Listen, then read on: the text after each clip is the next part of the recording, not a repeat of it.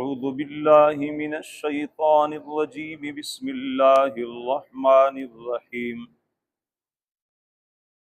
تلك حدود الله ومن يطع الله ورسوله يدخله جنات تجري من تحتها الأنهار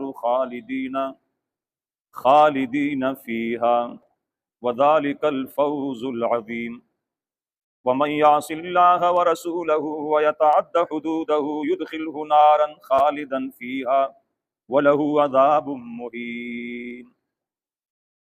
سورہ نساء آیت نمبر 13 اور 14۔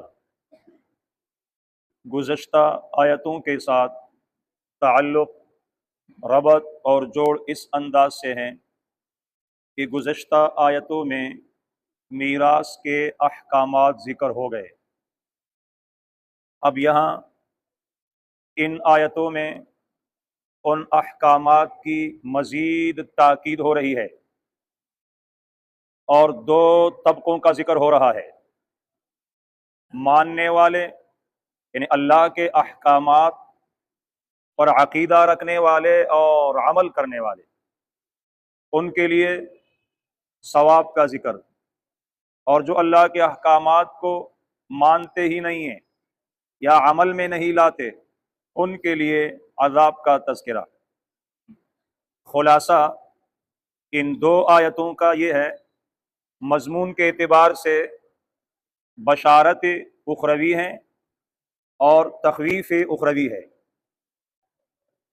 اللہ تعالیٰ اور قرآن کریم کا قانون یہ ہے کہ جب عقائد کا تذکرہ ہوتا ہے، احکامات کا تذکرہ ہوتا ہے، پھر ماننے والوں کے لیے ترغیب ہوتی ہے اور اس کی فضیلت بیان کی جاتی ہے، اور نہ ماننے والوں کے لیے ترہیب ہوتی ہے، ان کی مذمت بیان کی جاتی ہے۔ تو گویا کہ ان دو آیتوں میں دو طبقوں کا تذکرہ ہے، ماننے والے اور نہ ماننے والے۔ اور یہ آیتیں یہ شاہی فرمان ہے، جیسے کہ بادشاہ کسی چیز کا حکم دیتا ہے کہ یہ کام کرنے ہیں، اور پھر ایک شاہی فرمان جاری کرتا ہے، جس نے نہیں مانا اس کو سزا ملے گی، جس نے مانا اس کو انعام سے نوازا جائے گا۔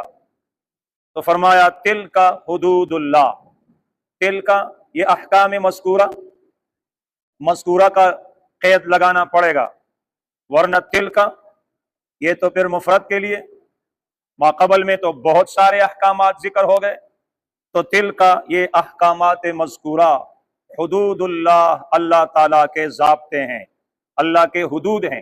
حدود بالکل آخری لکیر کو کہا جاتا ہے کہ بالکل یہ باؤنڈری ہے، اس سے آگے جاؤ گے تو پھر عذاب ہوگا۔ آگے فرمایا وَمَن يُطِعِ اللَّهَ وَرَسُولَهُ، جس نے اللہ کی اطاعت کی اور اس کے رسول کی اطاعت کی۔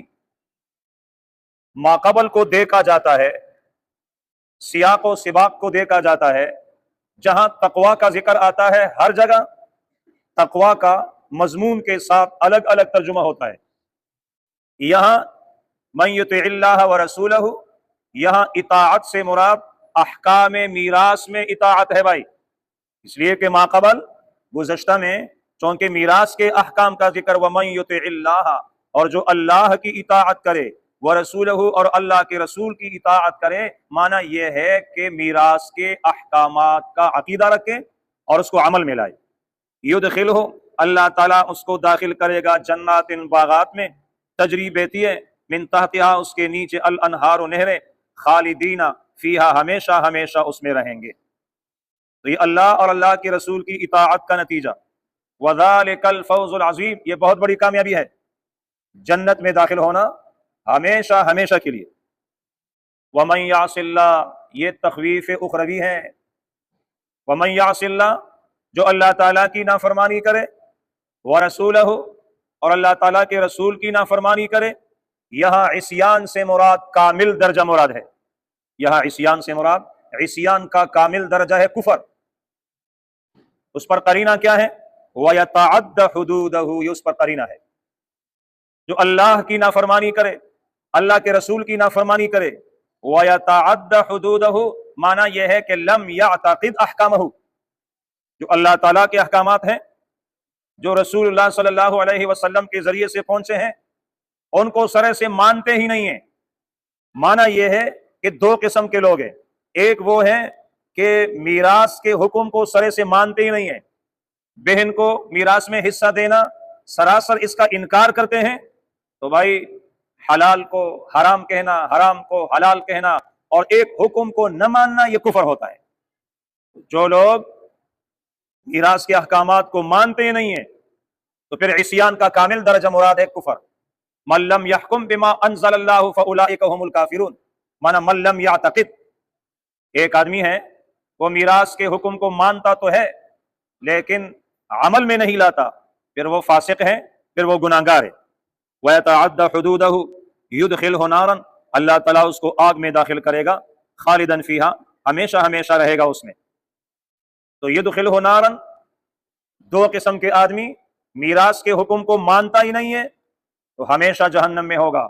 نمبر دو، میراث کے حکم کو مانتا تو ہے لیکن عمل میں نہیں لاتا تو ایک عرصے تک جہنم میں رہے گا۔ وَلَهُ عَذَابٌ مُّهِينٌ، اور اس کے لیے عذاب ہے اہانت والا، ذلت والا عذاب۔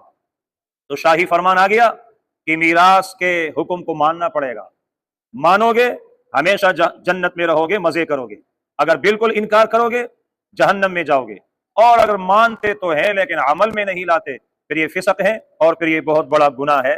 تو میراث کے حکم کے بعد خصوصیت کے ساتھ یہ شاہی فرمان جاری کیا گیا، لہٰذا ہم اپنے گریبانوں میں جھانک لیں کہ ہم بہن کو میراث میں حصہ دیتے کہ نہیں، خواتین کو میراث میں حصہ دیتے کہ نہیں۔ یہ جو ایک رکوع کچھ آیتیں زیادہ، اس کو ہم عمل میں نہیں لاتے، اور میں نے پہلے عرض کیا عوام تو عوام ہے، خواص بھی اس میں مبتلا ہے۔ اللہ تعالی ہم سب کو محفوظ فرمائے۔ بسم اللہ الرحمن الرحیم۔ تلک، یہ تمام احکام مذکورہ، حدود اللہ، اللہ تعالیٰ کے ضابطے ہیں۔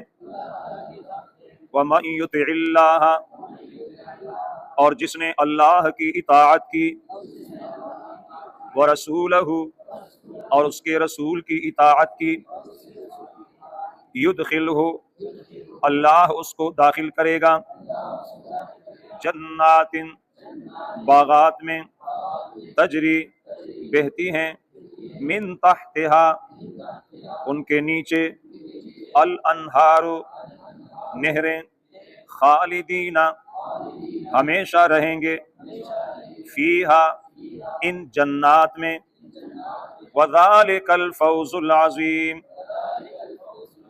اور یہ بہت بڑی کامیابی ہے۔